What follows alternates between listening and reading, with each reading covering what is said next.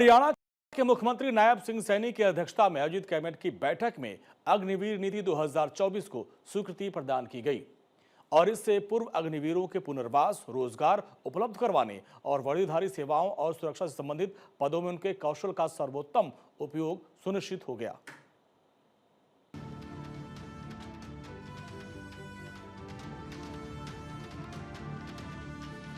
मुख्यमंत्री नायब सिंह सैनी की अध्यक्षता में आयोजित कैबिनेट की बैठक में अग्निवीर नीति 2024 को स्वीकृति प्रदान की गई। इससे पूर्व अग्निवीरों के पुनर्वास, उन्हें रोजगार उपलब्ध कराने तथा वर्दीधारी सेवाओं और सुरक्षा से संबंधित पदों में उनके कौशल का सर्वोत्तम उपयोग सुनिश्चित हो सकेगा। उन्हें हरियाणा सरकार के अधीन सेवाओं जैसे कि फॉरेस्ट गार्ड, वार्डन तथा माइनिंग गार्ड में वर्तमान 10% हॉरिजॉन्टल आरक्षण को बढ़ाकर 20% करने का निर्णय लिया गया है। आज की बैठक में जो पहला एजेंडा था, हमारी जो अग्निवीर पॉलिसी है नीति 2024 में आज संशोधन को मंजूरी दी गई है। अग्निवीरों के लिए फॉरेस्ट गार्ड, वार्डर और माइनिंग गार्ड जैसे पदों में हॉरिजॉन्टल आरक्षण 10% से बढ़ा करके 20% किया गया। पहले 10% था, अब उसको 20% किया गया है।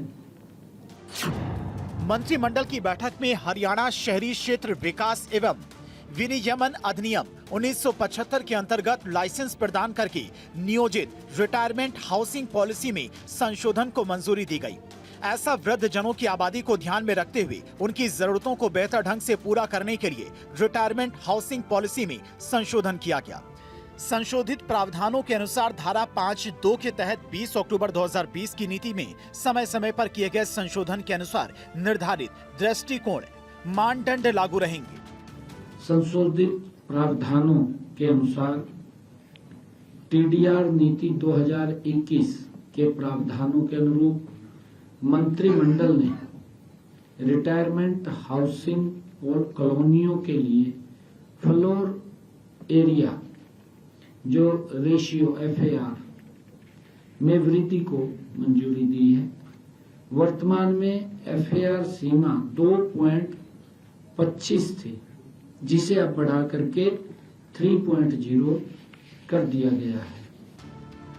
मुख्यमंत्री नायब सिंह सैनी की अध्यक्षता में हुई कैबिनेट की बैठक में महिला सशक्तिकरण की दिशा में बड़ा कदम उठाते हुए उचित मूल्य की दुकानों के लाइसेंस आवंटन में महिलाओं के लिए 33% आरक्षण के प्रावधान को मंजूरी दी। इससे प्रदेश में सार्वजनिक वितरण प्रणाली के कामकाज को और अधिक सुदृढ़ तथा सुव्यवस्थित करने में सहयोग मिलेगा। कैबिनेट ने हरियाणा लक्षित सार्वजनिक वितरण प्रणाली संशोधन आदेश 2026 को अपनी सहमति प्रदान की, जो मौजूदा हरियाणा लक्षित सार्वजनिक वितरण प्रणाली आदेश 2022 में संशोधन करेगा। ये संशोधन पूरे राज्य में उचित मूल्य की दुकानों के आवंटन और संचालन में पारदर्शिता बढ़ाने, दक्षता में सुधार करने और अधिक जवाबदेही सुनिश्चित करने के उद्देश्य से लागू किए गए हैं।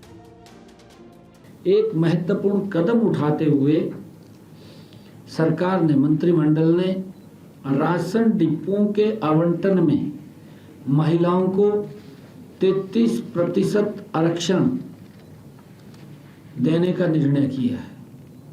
इसमें ऐसी महिलाएं जो एसिड अटैक से पीड़ित या स्वयं सहायता समूह की हमारी महिलाएं या विडोज,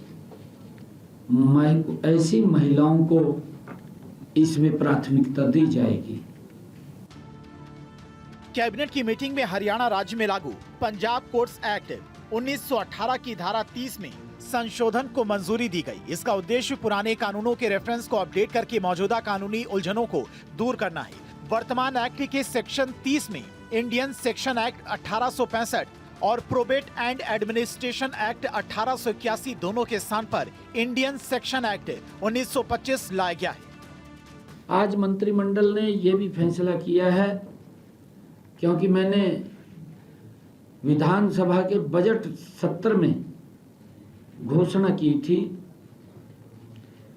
कि एक्सपर्ट कमेटी ने जो हमारे अकुशल श्रमिकों की न्यूनतम मजदूरी को मौजूदा 11,257 प्रति माह से बढ़ाकर 15,200 प्रति माह करने की सिफारिश की है। कैबिनेट की बैठक में हरियाणा ग्राम साझा भूमि नियम 1964 में संशोधन और निजी परियोजनाओं के लिए शाम लातिधे साझा भूमि से होकर रास्ता देने की नीति को मंजूरी दी गई। इन नियमों को हरियाणा ग्राम साझा भूमि संशोधन नियम 2026 कहा जाएगा। कैबिनेट ने हरियाणा ग्राम साझा भूमि नियम 1964 में नियम 5A जोड़ने को मंजूरी दी। चंडीगढ़ से डॉक्टर थानेश्वर शर्मा की रिपोर्ट, भारत 24।